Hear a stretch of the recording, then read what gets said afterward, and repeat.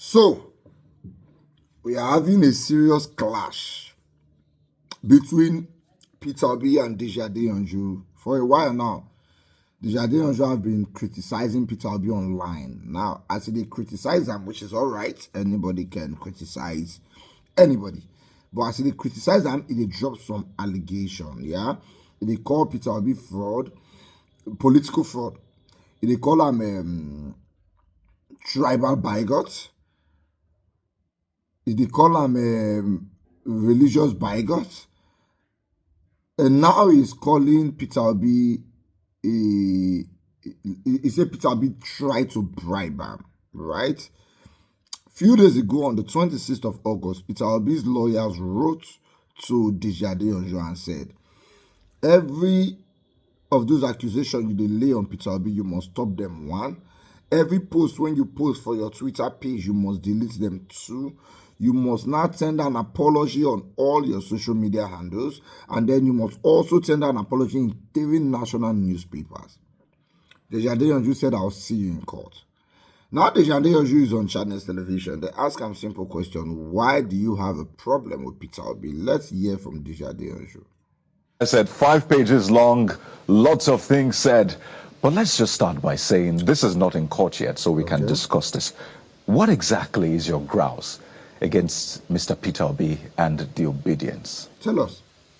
Yes, so in the wake up to the 2023 general election, because I'm not political, I'm just expressing my thoughts about why the opposition should come together and unite against the criminal APC and roguish APC government that always rig elections.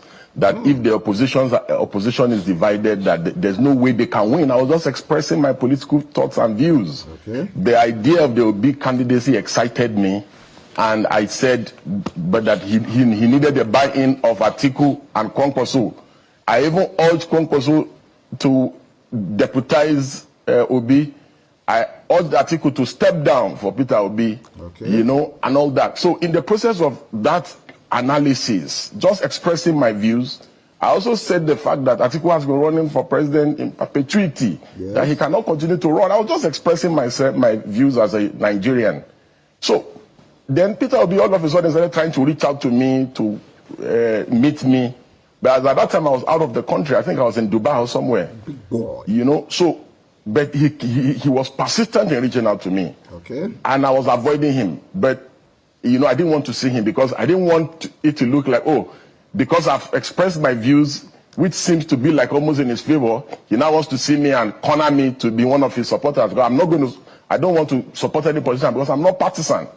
Because some people had already started even resigning from activism and joining him. You know, so I didn't want to join his bandwagon, but I was excited by the idea of Peter Obi because, of course, Southeast have not produced a president in a very long time, except after post-independence anyway. So I was excited. So subsequently, I made some further views, and this time around he was more persistent. So one of his aide, a journalist, reached out to me. So we subsequently met, and I said yes. He first recommended me for some of my views and all that, and said that it would be exciting to work together. I said I'm not working with anybody. But I now made some observations about the things that he has been accused of doing in the past. Corruption. Sarah reporter reported the story where his staff was caught with money. He tried to explain it, but I was not satisfied. Then I also raised the issue about these issues of him using state resources in Anambra to invest in his family business. His explanation to me in his defense was that he had resigned from the company before he became a governor. I was flabbergasted. I couldn't just wait to get up to leave the place. I'm like, how can a man that wants to be president of Nigeria not see the clear abuse? You understand? That he has abused his office to do such a thing. He was justifying it. He didn't see anything wrong in it.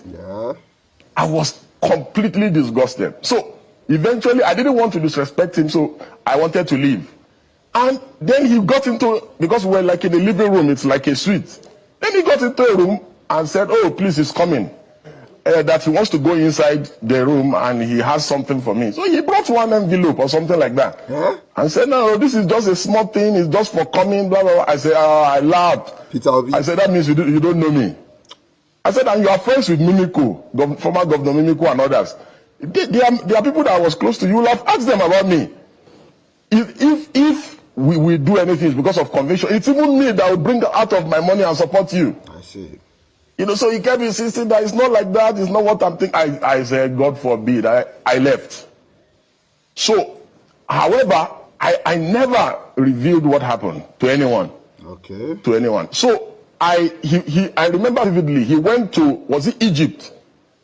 To inspect some power something.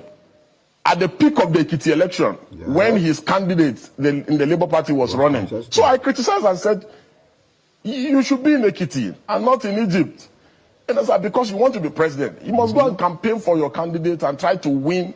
His aides, some of these young boys that are around him, started insulting me that the reason why I'm criticizing him now is because that I was saying that he was okay, he was good. That the reason why I'm criticizing him now is that I brought a proposal to him and I demanded, is it 200 million or something? And that he told me that I said, me? Wow. And these are his close aides. Wow. So they started doing that. So I said, oh, because I had observed the pattern about them, that they terrorize people online, insult people, slander people. His mob, his obedient mob, were practically uncontrollable during the last election. Yeah. So I said, okay, so these people do not even want dissent of any kind of criticism of their candidate of any kind. I said, okay, I'm not going to even leave Tinubu alone. And now face them. Because we cannot have a situation in our country or in our polity where political extremism becomes the order of the day. Yeah. And Nigerians are living witnesses to the things that eventually happened to the build-up of the last election. We have never had this kind of toxic political experience. Aside the Buharis, after the Buharis, the obedient mob is the most toxic political movement that we have ever witnessed in this country. They threaten Supreme Court judges, Court of Appeal Court judges, threatening artists, threatening Professor Wole Soyinka, insulted everybody in this country because of Peter. And so, and what are the things I said? Everything I said is true. In a civil suit or criminal suit of defamation, justification, truth is a defense. Okay. What are the things I said? I said he's a political fraud, that he's paraded himself as a messiah. Of course he is a political fraud. Didn't he swear that he will never leave Abga? That any day he leaves Abga, let something which I won't want to say on TV. Then he left Abga. The only thing that I forgot to say, among the things that he should now add to his defamation suit, is that he's a political prostitute. Okay. Hobnobbing. And look at what he said about the people that he wanted to defeat in the last election. He said they operate a structure of criminality, but today he's with them. He has one leg in PDP, they are discussing with him, another leg in ADC, and he's still a member of Labour Party. Okay. Confused politician. So he should do his worst. Okay. All right. I think I understand. So Deji used to be a fan of Peter Obi. According to him, he went to meet Peter Obi. Or Peter Obi tried to reach out to him after they don't beg away. Finally went to meet Peter Obi because they support Peter Obi web online. So Peter Obi said, okay, come, let us see. So he went there to meet Peter Obi, and Peter Obi could not explain why he invested in Anambra State money in his family's business. And according to him, Peter Obi tried to give him money, right, for him to support him, and he refused the money. According to him, Peter Obi is a tribal and religious bigot. Okay. All the other accusations, we know about them. The only one we don't know about, now that money when you see Peter Obi try to give you. Tribal and religious bigots, we all know why they called him tribal and religious bigot, because he campaigned for church. But not be today, people don't campaign for church. Good luck, Jonathan, go need that for ROCCG campground. It's a normal political campaign strategy. In as much as some of us don't like it, we don't buy it, but politicians do it, does not mean the person is a religious bigot. Now, tribal bigot. We have had people who said Omo Igbo, if you no go vote for us, stay for your house. Peter Obi has never made statements like that. As a matter of fact, Peter Obi has never really said Igbos is our turn. But we have those who said our local and the me local. So if today it is Peter Obi we are calling the tribal bigot, then we should look at our head very well if we are thinking right. Now let's keep that aside. Peter Obi tried to bribe you. Peter, when his biggest problem is he not agree give anybody money. When he reach your turn, he could try to give you money that you could even reject him. We find that very hard to believe, you know. Anyway, Peter Obi has threatened that he's going to take the matter to court. All these plenty talks. Now that she's talking about the Peter Obi supporters and how rude they are. Who is more rude than APC supporters? APC supporters, they beat. Peter Obi supporters, they call online. APC own, they beat. We were all here during the last election. Now you are blaming Peter Obi for trying to align with the people he called criminals, but you advised him to join forces. And now he's trying to do it. You are saying he's aligning with the people he called criminals. You called APC criminal. I have seen your tweet where you said, instead of you to vote for Peter Obi, you rather go and vote for Tinubu. The same people you called criminals. So this is a case of a pot calling a kettle black. But it's all right. Peter Obi has given him 7 days to apologize and take down those tweets. 7 days started from on the 26th. Let's see if Peter Obi true go court. Peter Obi, they accuse you of many things here. Did you try to give him money? If you did not try to give him money, please take the case to court. We would like to see the case in court. But every man is entitled to their opinion in the long run. The way Deji Adeyanju is talking, I don't suspect the ISSA position. That's the only reasonable logic in all this is talk. EI, not the SSC position for the next administration.